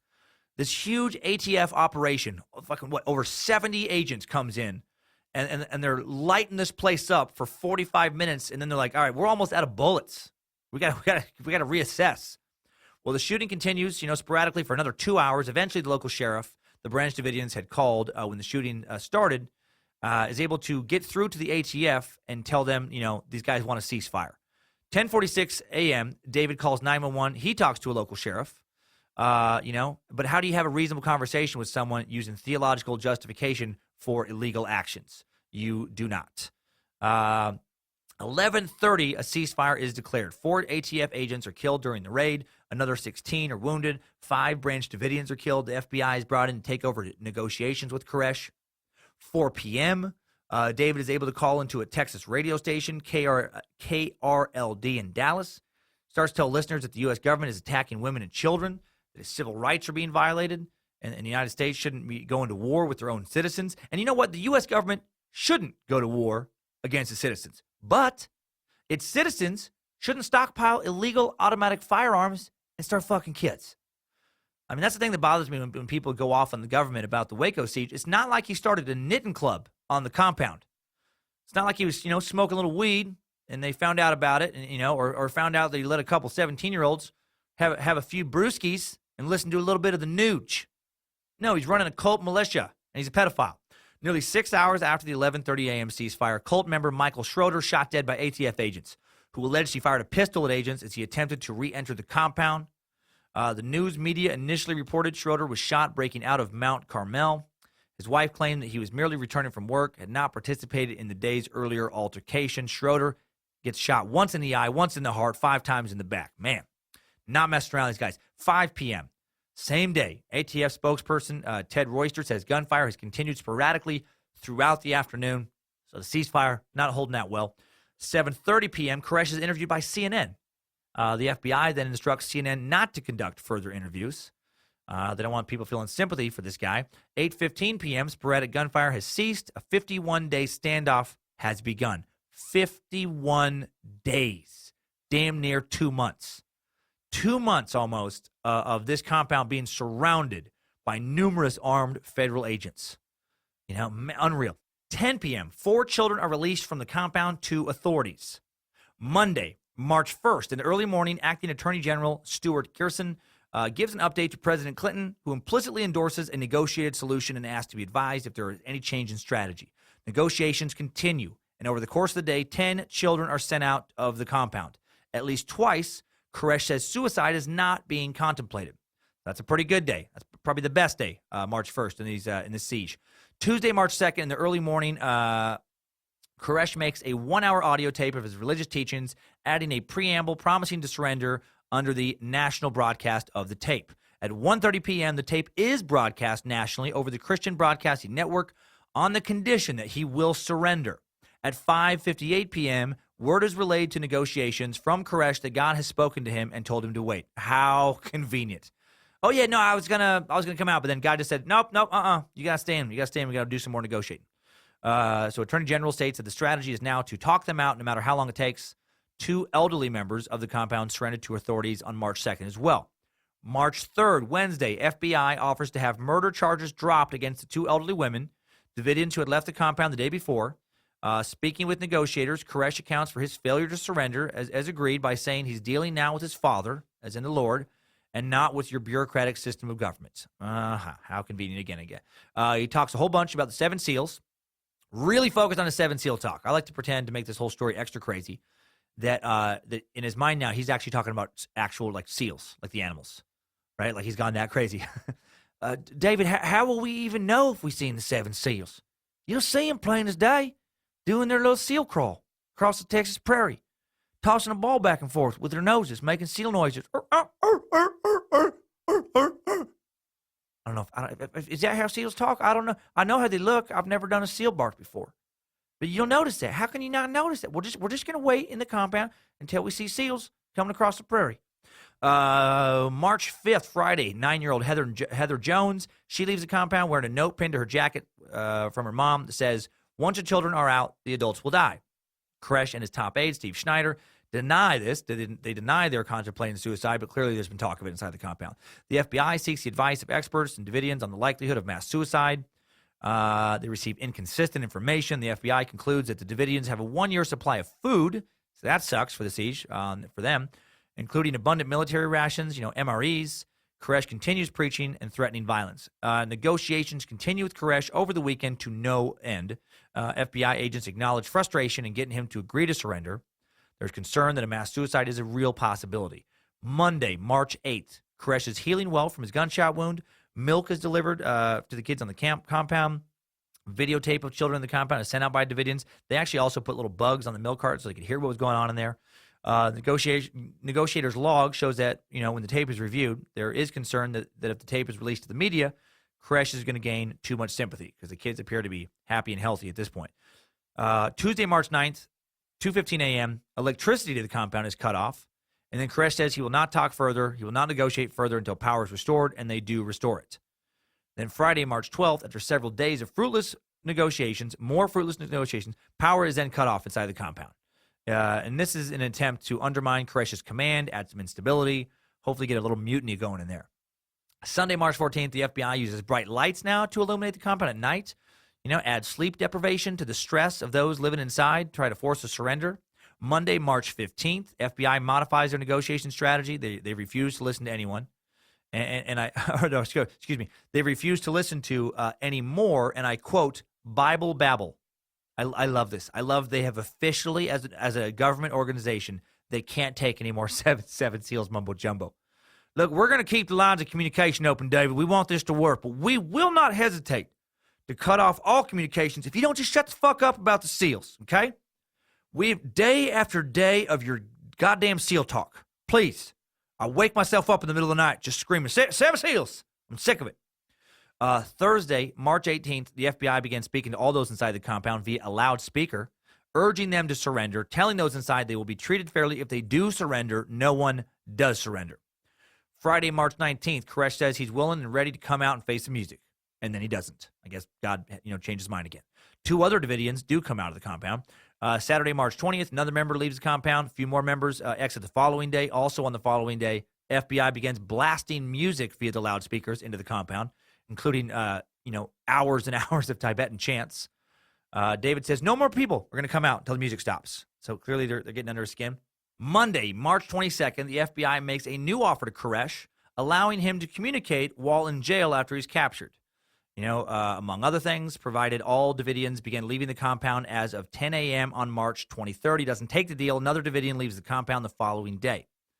Wednesday, March 24th, the FBI calls Koresh a liar and a coward during a press conference. I have to agree with that assessment. Monday, March 29th, for nearly 2 hours, David Koresh and famed Texas criminal defense attorney Dick DeGuerin meet at the door of the compound. They speak 2 more times the following day. DeGuerin still convinced Koresh would have surrendered had the FBI been more patient. I just read an interview with him about it from a few weeks ago. Tuesday, April 1st, DeGuerin meets with Koresh again, this time inside the compound, tells Koresh that the FBI have agreed to drop all charges, convinces Koresh to walk outside the compound. The second David Koresh crosses the threshold of the front door, FBI sniper shoots him twice in the leg, and then DeGuerin yells, "April Fools, motherfucker!" Oh, man, I just got you good. Oh, man, I got you good, April Fools. No. DeGuerin tells the FBI that the Davidians will surrender sometime on or before April 10th. For the next week, there's just a lot of sitting and waiting. Wednesday, April 7th, Koresh refuses to confirm an exit date with negotiators, so he is just infuriating to deal with. Friday, April 9th, David sends a message to the FBI saying that the heavens are calling you to judgment. 2 experts analyze the letters 4 others sent over the next few days, and conclude he's possibly psychotic and has no intention of leaving voluntarily. The FBI begins to finalize a plan to use tear gas now to flush everyone out of the compound. After several days of more attempts at fruitless negotiations, Koresh gets back onto more Bible babble and refuses to exit the compound until God tells him to do so. Wednesday, April 14th, Koresh sends a message to the FBI that he will not surrender until he has a written manuscript explaining the 7 seals. Oh my gosh, do you hear what I'm saying? He's not going to surrender until, he has just completely, perfectly explained the 7 seals, so everybody knows where he's coming from. And I bet a collective just, oh, for fuck's sake, is just uttered by the entirety of law enforcement working this case. Following day, the FBI concluded that Koresh has enough water on the compound to last for a significant period of time. So, at this point, it's like, how much longer are they going to wait? This guy has, food and water to last probably months and months and months. Enough's enough. Sunday, April 18th, President Clinton signs off on the tear gas plan. Armored vehicles clear Koresh's Chevy Camaro, other vehicles away from the front door of the compound.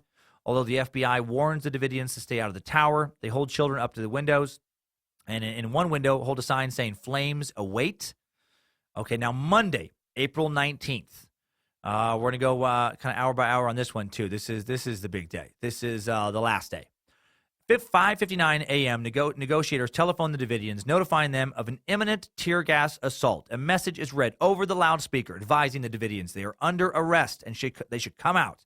6:02 a.m., 2 FBI combat engineering vehicles, or CEVs, begin inserting tear gas into the compound through spray nozzles attached to a boom. 6:04 a.m., Davidians start shooting. FBI begins deploying Bradley vehicles to insert ferret rounds, which are barricade-busting containers of tear gas, through the windows. 6:31 a.m., all right, the entire building is being gassed. 7:30 a.m., CEV breaches the front side of the building on the first floor as it injects gas. 7:58, gas is inserted in the second floor of the back right corner of the building. FBI calls for more gas from outside Waco.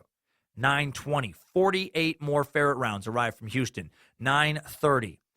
With the supply of ferret rounds dwindling, one CEV is having mechanical troubles. High winds are blowing the gas away. Another CEV begins enlarging the opening in the middle front of the building from which the Davidians could escape. A third CEV with a boom but lacking a gas delivery system breaches the rear side of the building to create openings near the gymnasium. 11:30 a.m., the CEV without a gas delivery system breaches the back side of the compound, concentrating on the back right corner near the warehouse gymnasium. 11:40 a.m., the last ferret rounds are delivered. 11:45, wall on the rear right side of the building collapses. 12:07, Davidians start simultaneous fires at 3 or more different locations within the compound. An observer reports seeing a male starting a fire in front of the building. 12:12 p.m., negotiators call on Koresh to lead the Davidians out to safety. 9 Davidians flee the compound, are arrested.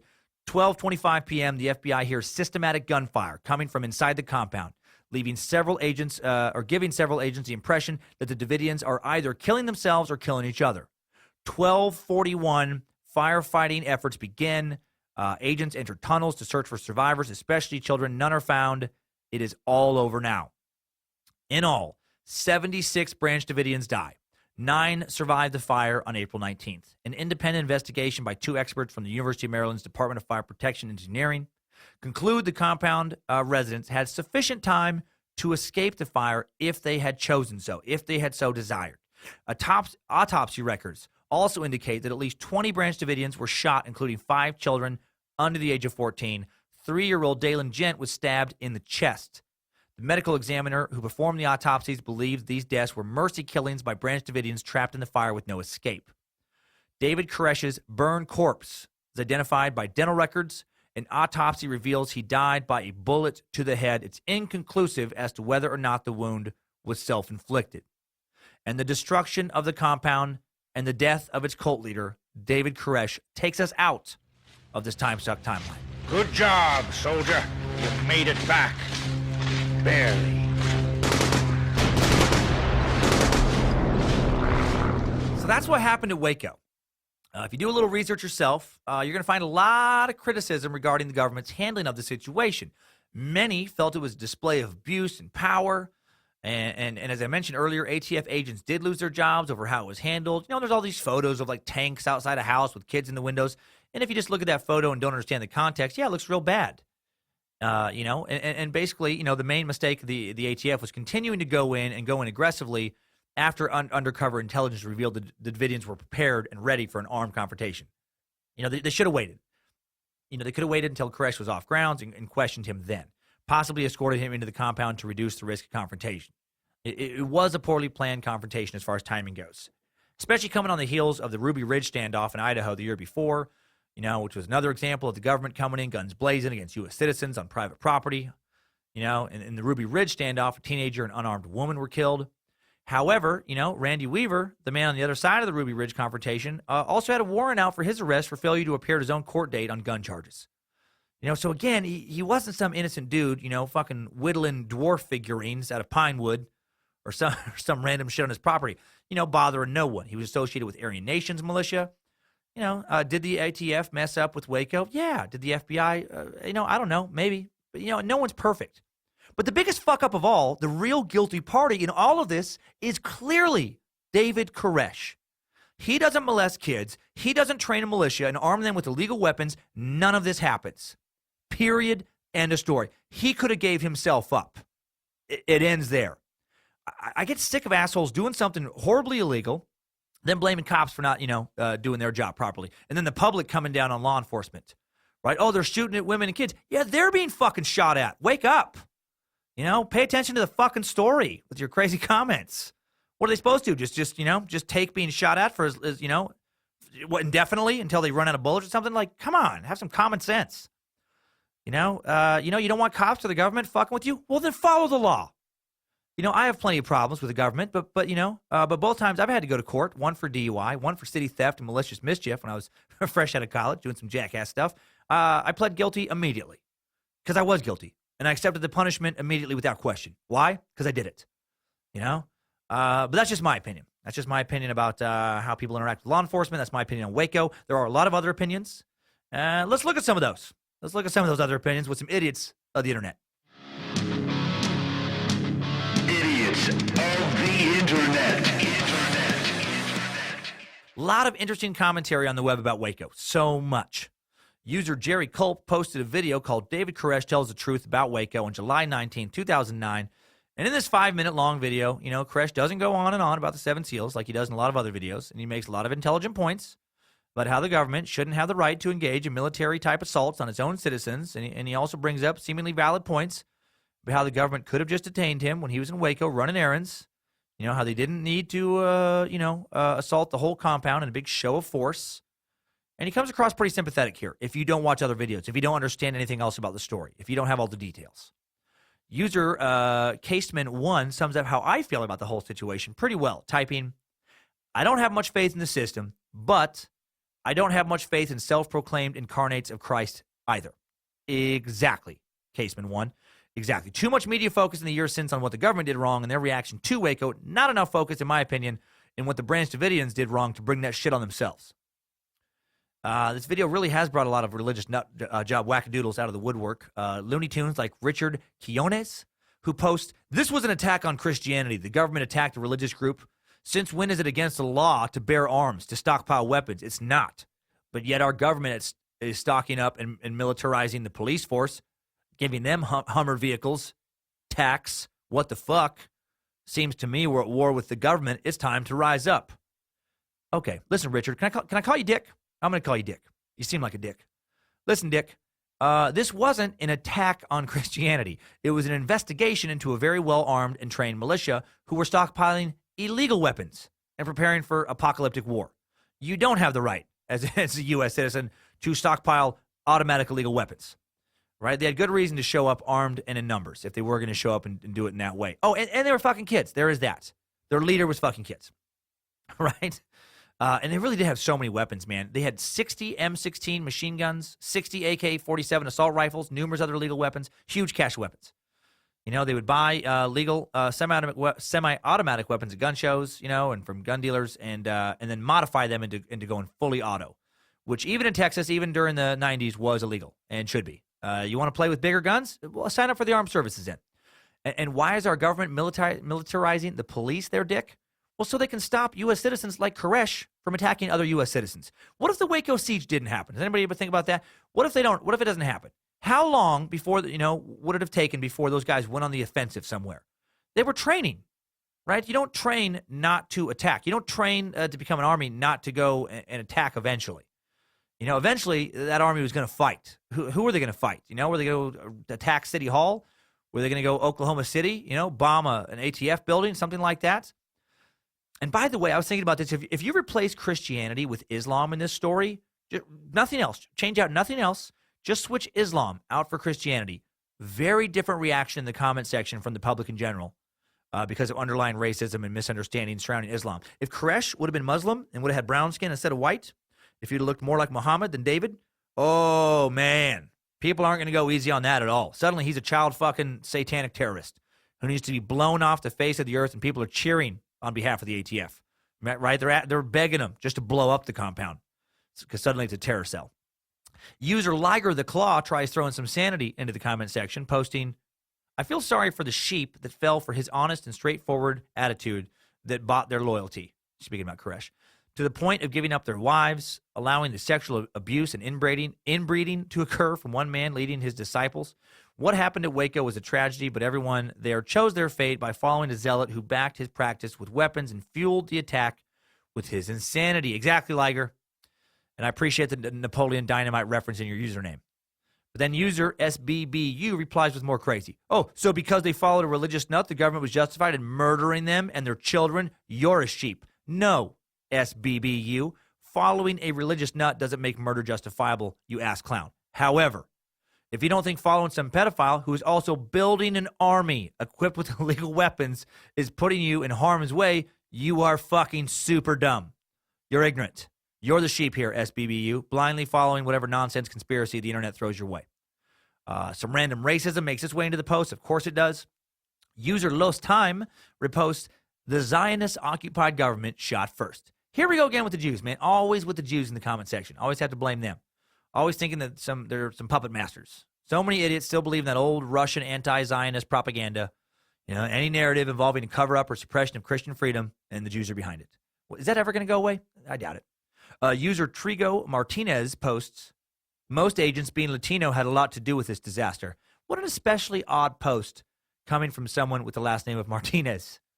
Ease up on the self-hate there, Trigo. Ease up. Jeremiah Bruner goes Captain Obvious, social justice warrior, posting, nothing he did have the FBI or any of them the right to burn kids alive. Period. Good post, Jeremiah. Way to get that out there, buddy. You're right. He didn't do anything that justified the FBI burning kids alive. Part of the reason the FBI did not burn any kids alive, the Branch Davidians burned themselves alive because they were lunatics. They were absolutely crazy. They chose to follow a dude who convinced them to either be fucked by a polygamist who claimed to be a prophet of God and key figure in the second coming of Christ, or let their wives and young daughters be fucked by that guy. The youngest girl given to David to be his wife was 11 years old. David, or I should say Vern, was in his 30s. Dude was a pedophile, again, not some victim of the government. And then Clayton Hightower posts some more utter misinformed nonsense, saying the media gave false accusations of what was going on. They don't want freedom or religion or free speech. When people were trying to get out, they were mowed down by the government, even children. Not true, Clayton, not true. One of my best friends from college, who I won't name because I didn't ask permission to use his story in this episode, and I don't want to bother him or bring up past tragic events. Well, two of his cousins were raised by his parents, along with him, and his brother, raised as siblings. Kids I met several times years ago, kids who grew up to be amazing adults. One of them actually owns a small business less than a mile from where I am right now, here in CDA, in the Suck Dungeon. And these kids lived in Waco. And they were some of the kids released to federal agents at the beginning of the siege. They walked out and they didn't get mowed down. Their mom died in the gun battle with the ATF agents. She was shot, day one. Their dad died in the fire on the last day. And they did tell their story. They told the story of a religious lunatic who took child brides. One of these kids just a few years away from becoming a child bride herself. They told stories of Koresh routinely discussing sex openly with even the youngest girls in Bible lessons. Little tiny kids, grooming them as pedophiles do. So fuck David Koresh. I feel sorry for his followers. Glad he died. Only wish he could have had a more painful death. Maybe I wish he lived long to be raped in prison, or even hardened felons don't care for child molesters. He was not a revolutionary. He was not a martyr. He was not some big proponent of, free speech and freedom of religion. He was trash. Mark Harrison posts even more stupidity. My take on the whole deal, as it unfolded back then, was that they were not hurting anyone. If folks want to believe whatever they want, it's their own business, not mine. If folks want, to own weapons of any kind, as long as they're not using them to commit crime, then they should be able to protect themselves however they choose. Well, Mark, let me just say this. Your take is shit. Your take is complete dumb shit. Look, I'm libertarian more than I'm Democrat or Republican. I want the government involved in my life as little as possible. However, I do want them involved in public safety. And letting maniacs own weapons of any kind, as long as they're not using them to commit crimes, is absurd. What are you talking about? It's not safe for the rest of us. Really? Just, fuck it. Let them have some tanks. Give them some assault helicopters. Give them as much plastic explosive as they can get their hands on. Let them stock up on napalm and some light missiles. What's the worst that could happen? The worst that could happen is they could, kill tens of thousands, maybe hundreds of thousands of people. That's what numb nuts, God, so many people are dumb. It's terrifying. It's sad. And they were hurting people, Mark Harrison. They were hurting kids by letting them marry a grown-ass man. How do you not see that? Are you a pedophile? It feels like these comment sections are full of people who want to fuck kids themselves. And that's why they defend David, right? Maybe not. I don't know. At the very least, the comment sections under these videos are loaded with idiots of the internet. Idiots of the internet. The Waco siege, man, it divided America. Some felt that the Branch Davidians were dangerous wackos, who brought harm upon themselves. Others felt they should have been protected by the Constitution to practice their new faith, as they should choose. On April 19th, 1995, Oklahoma City bomber Timothy McVeigh claimed to be avenging the Davidians when he killed 168 people in his attack on the Alfred P. Murrah Federal Building. We'll suck on Tim at some point down the road, I'm sure. The events at Waco spurred both criminal prosecution and civil litigation. On August 3rd, 1993, a federal grand jury returned a superseding 10-count indictment against 12 of the surviving Branch Davidians. Grand jury charged, among other things, that the Branch Davidians had conspired to, aided, and abetted in the murder of federal officers, unlawfully possessed and used various firearms. The government dismissed the charges against one of the 12 of the Branch Davidians, pursuant to a plea bargain. After a jury trial lasting nearly 2 months, the jury acquitted 4 of the Branch Davidians on all charges. Additionally, the jury acquitted all of the Branch Davidians on the murder-related charges, but convicted 5 of them on lesser charges, including aiding and abetting the voluntary manslaughter of federal agents. 8 Branch Davidians were convicted on firearms charges. Some were sentenced to 40 years in prison. All Branch Davidians have been released now from prison as of July 2007. A lot of shadiness does appear to have happened, on behalf of the government in the raid. Some believe, despite some investigation findings, that the government, for example, started the Waco fire. Some say tear gas canisters they used were flammable. Others said they used pyrotechnic devices during the fire and then covered up that usage. Independent filmmaker Michael McNulty came across some evidence that appeared damaging to the government. He found a shell casing from a certain type of tear gas round that could start a fire, a device the Justice Department had denied using for more than 6 years. Congress was misled on this. There is no question about it, said Assistant U.S. Attorney Bill Johnson, the top Justice Department official in Waco. He worried that, people in the Justice Department were hiding the truth. However, lying doesn't mean they started the fire. It could have been a, oh shit, this is going to make us look bad, no one needs to know kind of situation. Others still believe the government fired the first shots. Maybe they did. A lot of government agents involved have expressed regret. I do think it's safe to say the government fucked up in its handling of Waco. To what degree, we'll never know. But again, no one fucked up more than David Koresh, right? He is the reason all of this happened. And that is all I have to say on this topic today. Almost. There are still top 5 takeaways. Timesuck. Top 5 takeaways. Number 1, David Koresh had roughly 20 wives inside his Waco compound. Definitely as young as 12. Some say one was only 11 when he started having a sexual relationship with her. Former member David Bunz says that when Koresh took up with one girl, he was, quote, having problems penetrating her because she was so young and little. He told her to start using tampons, the kind that you insert in to make herself larger. Still think he's a victim of government harassment? Still think he's just a proponent of freedom? Number 2, while the government admitted it could have handled Waco in a better manner, a federal judge dismissed a wrongful death civil lawsuit brought by Branch Davidians in 2000, clearing the government of any wrongdoing in the deaths of about 80 members of the religious sect during the disastrous 1993 standoff at the group's compound near Waco, Texas. Number 3, a Texas Ranger testified that about 300 assault rifles and pistols were found in the charred remains of the Branch Davidian compound hours after the structure burned to the ground in 93. Roughly 60 of those were fully automatic M16s. You want to form a militia, go for it, but you don't get to form an actual army unless you want a showdown with the U.S. government. And you will lose that showdown, just like Koresh did. Number 4, when he was 25, David was sleeping with both a 14-year-old and a 68-year-old. Creepy, and in 1980s Texas, legal as long as you were married. And you could still get married in Texas at the age of 14 with parental consent until just a few months ago, until the law finally changed. Gross. And number 5, new info. According to a report on the siege put together by the U.S. Justice Department, the Branch Davidian compound standoff with the ATF and the FBI was, quote, unprecedented in the annals of American law enforcement. Never before had so many heavily armed and totally committed individuals barricaded themselves into a fortified compound in a direct challenge to lawful federal warrants. Timesuck. Top 5 takeaways. David Koresh sucked. Glad that dude is not amongst us anymore. Not a fan. Now come out and see me. Shows have been too much fun. They really have been, man. The live shows have been fucking the best lately. Like little cult get-togethers of our own, man. But ones where I don't pretend to be God, and I don't try to fuck any of your kids. So, you know, my shows are fun. Good cult meetings. So come out and see some. Minneapolis, Brea, Cleveland coming up in March. Charlotte, Atlanta, Birmingham, and Huntsville. Nashville, Houston, Dallas, Salt Lake City, and San Francisco coming up in April. Forgot about the Salt Lake City to put that on the calendar, so sorry again about that. More info up at dancummins.tv. Check out the dates. Snatch up some tickets. Wear your Timesuck shirts, or don't. Just show the hell up. Have a great time. Got a new product in the Timesuck store. It's a weird one. For the first time ever, you can sniff the suck. You can smell it. Turns out the suck smells like either vanilla or strawberry. Who knew? Nimrod, that's who. Why not smell the suck while listening to it on your commute with these sweet Master Sucker automobile air fresheners? They're $5 in the store, or $4 for you space lizards with your merch discount. Made from 317% Panda wet spot juice. Not only do these air fresheners smell delicious, they also ward off evil forces, the forces of Lucifina. Guaranteed or none of your money back. So throw it in your shopping cart today. Start snorting some suck. Danger Brain wanted to do some air fresheners, and when I saw their awesome design, man, I just couldn't say no. I know it's weird, but they're so cool. Coolest air fresheners I've ever seen. And they're in the Timesuck store now.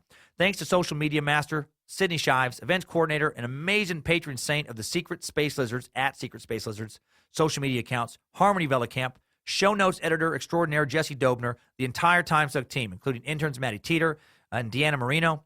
Huge thanks to the Lily twins, Sarah and Reba, knocking it out of the park. OG Bojangles research team members. They did a lot of the research on this episode. Thanks for all the reviews. Spreading the suck. It means so much. You know, we're moving towards 3,000, and it's amazing. Every review helps every time. You guys write the most wonderful things. I read the reviews in the way that iTunes does their analytics. More reviews moves you up the charts, which allows more people to find you, and it means so much. Thank you, thank you, thank you. Thanks to all the suckers who suggested this topic. Kevin Barnett, Julius, Justin Nance, Crosby Whitney, Noah Saldana, Joseph Lundberg, Hannah Carpenter, Caitlin Young, Jared Yvonne, Ryan Wolf, Anthony Engelman, Scott Stevens, so many others I know I'm missing. Thanks again for suggesting this topic. Next Monday on Timesuck, we suck on the unsolved murders of Tupac and Biggie. Hell yes. Going hip-hop on the suck, going into my youth. Who killed Tupac Shakur? Who killed Biggie Smalls? Are there any legitimate suspects? Why do they both still have massive name recognition years after their deaths? Still selling records. Man, shit, Tupac released 4 platinum-selling records of original music after he died. Tupac was only 25 when he was shot 4 times in Las Vegas. Notorious B.I.G. was only 24 when he got shot 4 times, too. Both were quickly becoming the biggest names in hip-hop. What happened? Let's suck on it, all right, this next Monday. And now it is time for Timesucker Updates. Updates? Get your Timesucker updates. First update comes in from a sweet sucker named Jacob. Jacob writes, hey, Dan, listen to the IRA episode and wanted to tell you I disagree with the update on suicide at the end of the episode. My sister killed herself, and I personally believe that it is a completely selfish act. I just want to point out that it's okay to think that as well, and it's okay to have compassion for those people, but people who have already lost someone to suicide should not be judged by others for thinking badly of that person. Sorry for rambling. I just want to show that everyone grieves differently. Thanks and have a good one.